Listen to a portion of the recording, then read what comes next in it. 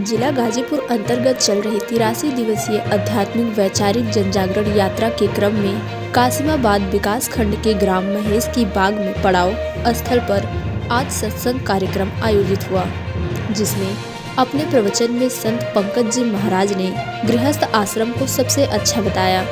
इसमें रहकर मेहनत ईमानदारी से अपनी जीविका कमाएं, थोड़ा सा समय निकालकर भगवान का भजन भी करें, जिसका वादा पैदा होने से पहले सबने किया था।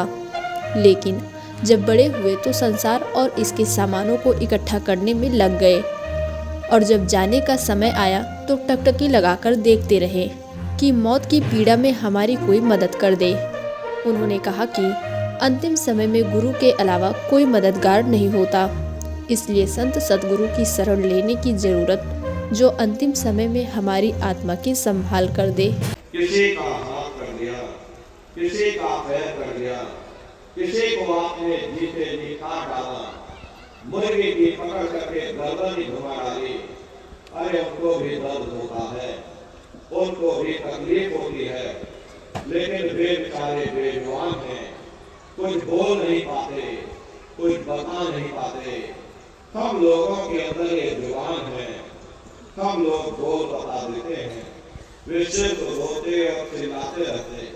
अरे कौन उनकी पुकार सुनने वाला, कौन उनकी दर्द भरी आवाज को सुनने वाला, कौन सी अदालत में जा करके वे बेचारे दरवाजा खटखटाएं, या कौन मजिस्ट्रेट उनकी फरियाद को सुनेगा। प्रेमी भाई बहनों, कोई सुनने वाला नहीं है। अरे कई जन्म भय की पतंगा, कई जन्म भय में कुरंगा, कई जन्म पंखी सब कोयो, कई जन्म है वर नृत्य जोयो, मिल जगदीश मिलन की बरिया, चिरंकार यह देश। अपने कर्मों के कारण चीटा बन सकता है, तो हम दुनिया के जीवों का क्या हाल होगा। हम लोग कभी उस पर विचार नहीं करते। धृतराष्ट्र ने कृष्ण भगवान से पूछा कि हे केशव, मैं अंधा क्यों हूं? मुझे 100 जन्मों की खबर है, मैंने इन 100 जन्मों में कोई ऐसा कर्म नहीं किया जिससे कि मैं अंधा होता। कृष्ण भगवान ने सिर पर हाथ रख करके कहा, जरा और पीछे जा करके देखो। देखा तो 106 जन्म का कर्म, तो ये कर्मों का बड़ा पेचीदा संसार है। यहाँ तुम जैसे कर्म करोगे वैसा फल तुमको मिलेगा।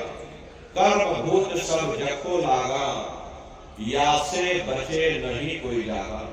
कर्मों का ही भूत सारे संसार के जीवों को लगा हुआ। कर्मों के वशीभूत होकर के ये मनुष्य बार बार जन्म लेता और मरता है, जन्म लेने और मरने की पीड़ा को सहता है। प्रेमी भाई बहनों, 84 लाख योनियों की सबसे जो आखिरी योनि होती है वो गाय और बैल की योनि होती है। गाय स्त्री का रूप लेती है और बैल पुरुष का रूप लेते हैं। ये 84 लाख योनियों की सबसे आखिरी योनि, यानी कि अंतिम पायदान होता है। उसके बाद तब जाकर के हम लोगों को दोबारा फिर से मनुष्य शरीर प्राप्त होता है। इसीलिए कहा गया है कि बड़े भाग्य मानुष तन पाया, कोट जन्म भटका जब खाया। कोटान कोट जन्म जन्मांतरों तक अलग अलग योनियों में भटकने के बाद में तब बड़े सौभाग्य से तुम लोगों को ये मनुष्य शरीर प्राप्त हुआ है।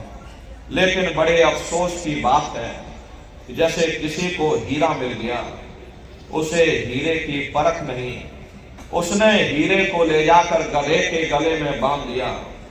ठीक उसी प्रकार से ये मनुष्य शरीर उत्तम से उत्तम है, लेकिन इंसान इसकी कद्र नहीं करता।